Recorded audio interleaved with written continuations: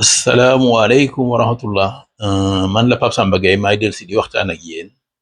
ci thème boo xam ne bii nag thème bu ma yàgg a intéressé la rawatina nag ci affaire période bi nga xam ne ñu ngi wax ci affaire reddition des comptes ak détournement de deniers publics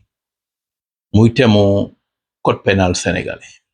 C'est-à-dire que code pénal sénégalais, bon, vraiment à mon avis dama yaakaar dañ ko war a réformer.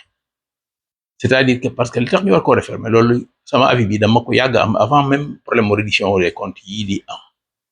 Parce que quelquefois li ma yàgg a frappé mooy damay gis quelquefois damay lire ci journaux yi nit dañ naan woy nit joxoon na ko 10 millions mu lekk ko woy léegi jugé nañ ko dem nañ tribunal jugé nañu ko léegi dañ koy tëj par exemple 2 ans dont 1 an sursis et cetera et cetera. Mais ki liggéeyoon 10 millions par exemple jox ko nit lekk ko mais kooku xam ne ñaata la liggéey pour dajale 10 millions amuñu luñ ko tëj lu 1 an mais kooku man je trouve que c'est injuste. Bon donc léegi nag rawatina problème mu détournement de deniers publics yi nga xam amee. Nga xam ni ku détourné moom waxuma la benn nit mais ay millions nit nga affecté donc code pénal sénégalais moi je trouve que ni vraiment les peines sont trop légères en matière de détournement ak ay abus de confiance et cetera et cetera te exemple bi ma leen ci bëgg a jox rek dama leen bëgg a jox benn exemple boo xam ne bii dafa am États-Unis en 2023 il y a un sénateur américain bu tudd New Jersey la dëkk mi ngi tudd Robert Menendez ñu koy wooyee Bob Menendez. FBI daf ko jàpp ci problème mu corruption ñu ni dafa recevoir environ $480,000 de ay égyptiens xawma pour mu doon supporter ay di soutenir des politiques américaines yoo xam ni dañuy dimbali Égypte ak Qatar ñu jàpp ko ci pour $480,000. Bon këram bi fa FBI dikkee dañ fa fekk $480,000 ñu dem banque xool coffre-fort jabar ji foofu aussi fekk fa environ $80,000. ak aussi nañu am nañ fekk nañ fa ay 13 barres or et cetera et cetera donc tout le total boo ko xoolee buñ ko évaluer environ ça faisait environ $700,000 ça faisait environ 500 et quelques mille dollars muy maximum mu am environ 400 millions 400 millions bi ñu ko jàppee moom en tant que sénateur député américain bi ñu ko jàppee jugé ko en 2023 bi ñu ko jàppee ñu ngi ko jàpp ci loolu ni li mu sàcc lépp li ñu jugé ni lépp affaire corruption la c'était environ 400 millions de francs CFA xam nga ñaata bi ñu ko jugé juin passé xam nga lu ñu ko tëj 11 ans la ñu ko tëj pour 400 millions de francs CFA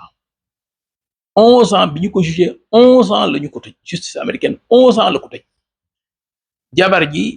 sentence am génnagul mais fi ñu toll procureur demandé na pour ñu tëj jabar ji 8 ans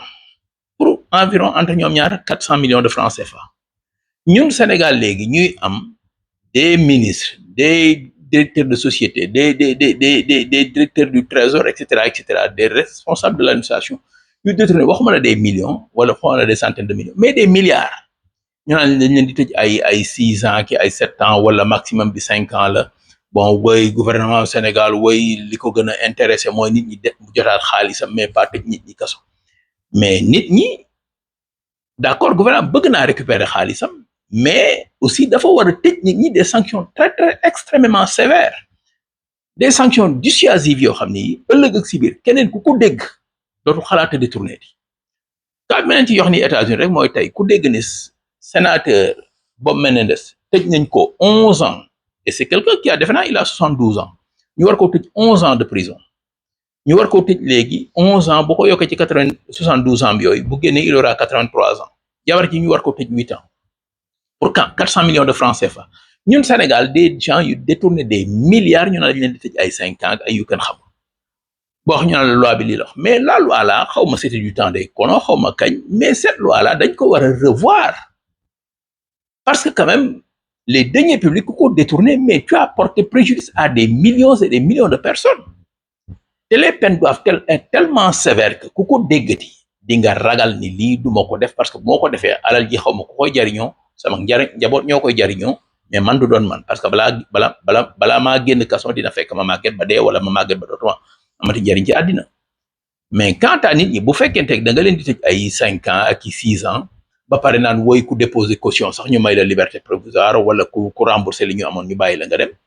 mais kooku les gens là finalement dañ koy def une politique d'enrichissement boo xam danaa nit ki daan woy damay détourner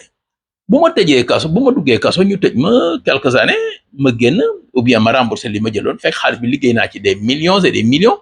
rembourser li ma jëloon ñu bàyyi ma dem mais boo ko xoolee donc dañu leen a war a tëj des peines dissuasives parce que day mel ni ki nga xam ni sàcc bu ndaw bi nga xam dafa sàcc portable nit wala dafa sàcc ginaaru nit mais ki ñu sàccoon ginaaram wala ki ñu sàccoon portable mais jotaat alalam intéressé na ko mais néanmoins tribunal da leen tëj des peines sévères boo demee Rebeuss ñoo fa fees mais pour quelle raison les gens de l'administration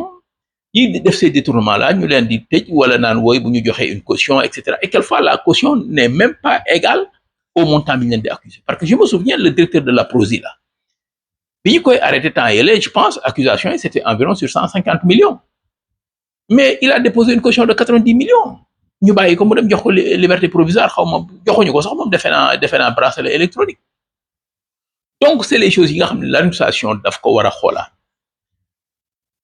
les détournements de deniers publics dañ ko war a criminaliser c'est des choses yoo xam ni nit ñi waruñu am une peine inférieure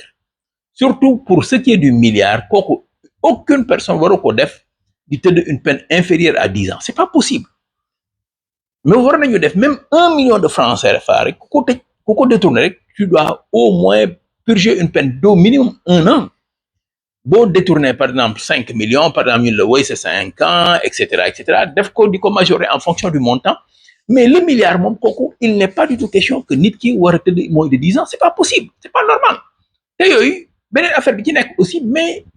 leneen li nga xam ne la loi la daf ko war a def mooy rendre les détournements de deniers publics des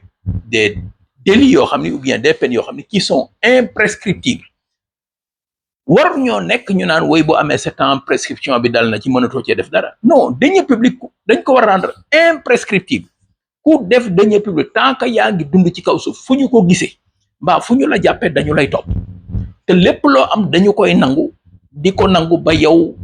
peine yi la tribunal tegu ci yow ba gouvernement bi jotaat xaalisam mbaa même des peines de dommages et intérêts ci tegu mais naan woy 7 ans xaw ma yàlla prescription mais c'est pas qu'est-ce que ça veut dire mais 7 ans du dara kon nit ki bu ko neexee mu détourné tey xaalis dem tëdd bitim réew 7 ans bu 7 ans jeexee mu dellusiwaat qu'est-ce que ça veut dire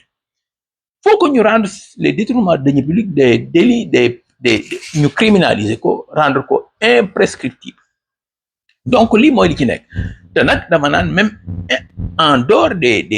du détournement de deniers publics même les vols ordinaires rek yi ñuy sàcc un particulier sàcc daraam wala abus de confiance ni jox la 10 millions nga jël ko et cetera ñu toog jékki-jékki jugé la ñu tëj nañ la 2 ans avec 1 an dont 1 an ferme xaw ma et cetera 2 ans avec sursis xaw ma 2 ans de prison dont 1 an ferme mais loolu du waxi dara mais ça ne dissuade pas les gens mais donc Sénégal ce qui contribue à rendre nit ñi ñu jubali c'est parce que les peines sont trop légères donc il faut que ñu revoir les peines là li ñu naan woy xaw ma l'Assemblée fi mu toll y a toute une série de lois yu ñu yore en attente yu ñu bëgg a voter j'espère que lii war na cee bokk criminaliser les détournements de deniers publics vraiment lii dama ne woon dinaa ci wax sama xalaat et yaakaar naa ni nit ñi war nañoo bàyyi xel ci lii xam ni lii dafa doon loo xam ni dañ ko war a dakkal ci réew mu jeex ba abadan loolu laa xalaatoon nit naa ci waxtaan ak yéen seeni xalaat seeni commentaire yónnee leen ko toujours on est ouvert